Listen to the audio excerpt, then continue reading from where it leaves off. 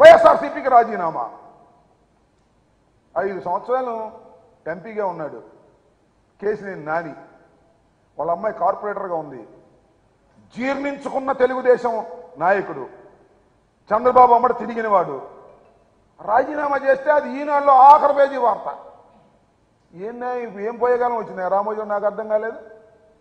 ఇలా ఏదో ఒక విధంగా మ్యానిపులేట్ చేసి ఆంధ్రజ్యోతి, ఈనాడు చంద్రబాబు నాయుడు ఏదో గొప్పగా చూపించాలని, జగన్మోహన్ రెడ్డి గారిని చిన్నగా చేయాలని, దుర్మార్గుడిగా చేయాలని మీరు చేసే ప్రయత్నాలు ప్రజలకు అర్థమయ్యాయి.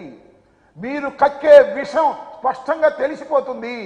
అందువల్ల ప్రజలు అర్థం చేసుకున్నారు, టోటల్గా ప్రజలు అర్థం చేసుకున్నారు ఈ రాష్ట్రంలో ఉన్నటువంటి పరిస్థితిని. ఈనాడు, ఆంధ్రజ్యోతి, TV5, ఈటీవీ ఇలాంటి పత్రికలు, ABN వాళ్ళు చూపించేటటువంటి విషయాలన్నీ కూడా విషం కక్కే విషయాలు తప్ప వాస్తవాలు కావనే విషయాన్ని తెలుసుకున్న తర్వాత కూడా మీరేదో ఎగబడుతున్నారు, ఏదో రాస్తున్నారు, రాసుకోండి, మాకేం అభ్యంతరం. మీ పత్రిక మీరు రాసుకోండి. ఏదో స్వామి చెప్పినట్టు మీ జాంకాయ మీరు తినండి, ఎక్కడ ముంచుకు తింటారో ఎక్కడ తింటారో మీరు తినండి. మీ పత్రికల్లో మీరు రాసుకోండి. మీరు రాసుకున్నా ఏ విధమైనటువంటి ఇబ్బంది మాకు లేదు. జగన్మోహన్ రెడ్డి గారు ఒక స్పష్టమైన స్వచ్ఛమైన పరిపాలన చేసి రెండవసారి ఎన్నికలకు సిద్ధమవుతున్నారు. టీం సిద్ధమవుతుంది. ఎన్నికలకు వెళ్ళబోతున్నాం. అత్యంత ఆత్మవిశ్వాసంతో ఎన్నికలకు వెళ్ళబోతున్నాం. ఎవరిని కలుపుకోము, సింగిల్గానే వెళ్తాము.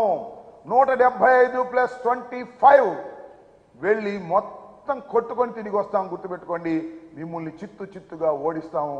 చంద్రబాబు, పవన్ కళ్యాణ్ కలిసిన సీట్లు సర్దుకున్నా ఏమైనా గెలుపు మాత్రం వైఎస్ఆర్సీపీదే.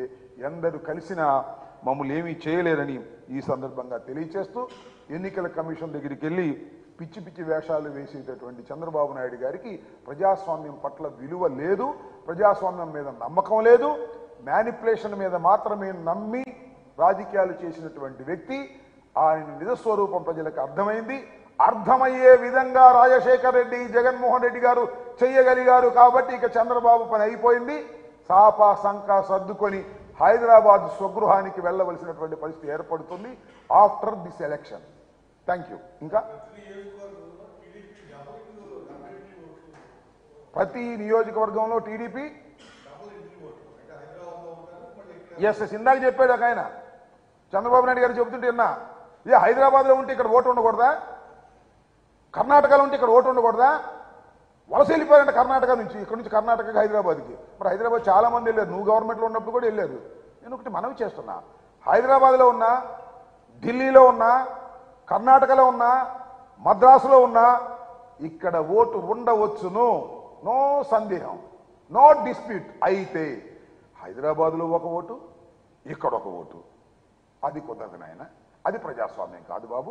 హైదరాబాద్లోనే మన ఓట్లు వేస్తారు, మళ్ళీ ఇక్కడికి వచ్చి ఇక్కడ ఓట్లు వేస్తారు. ఇది ఎట్లా ప్రజాస్వామ్యం అవుతుంది చెప్పండి? హైదరాబాద్లో ఓటుంది, ఇక్కడ ఓటుంటే ఎక్కడో ఒక చోటే ఓటు ఉండాలి, ఇది ప్రజాస్వామ్యం. కర్ణాటకలో ఓటుండి ఇక్కడ ఓటుంటే ఇక్కడో అక్కడో ఒక చోటే ఉండాలి, ఇది ప్రజాస్వామ్యం. అక్కడ కావాలంటే ఇక్కడ కావాలంటే చంద్రబాబుకి, హైదరాబాద్లో కావాలంటే ఇక్కడ కావాలంట. అది చట్ట వ్యతిరేకం, అది అప్రజాస్వామికం. వాటిని తీసేయాలి, తీసేసే విధంగా అందరూ ప్రయత్నం చేయాలి. Either Hyderabad are Andhra Pradesh. నాకు ఇక్కడన్నా ఉండాలి, గుంటూరులో అన్నా ఉండాలి, గుంటూరులోనూ ఉండాలి, నాకు ఇక్కడ ఉండాలంటే కుదరదు. అందువల్ల ప్రతి ఓటర్కి ఒక ఓటే ఈ రాష్ట్రంలో ఉండాలి తప్ప 2 చోట్ల నమోదు కాకూడదు. అలా నమోదైతే అది నిర్బంధంగా తీసి అవతల పారేస్తారు. దానిలో ఏ విధమైన సందేహం. చంద్రబాబు నాయుడు గారికి అక్కడ ఓటు కావాలి, ఇక్కడ ఓటు కావాలి.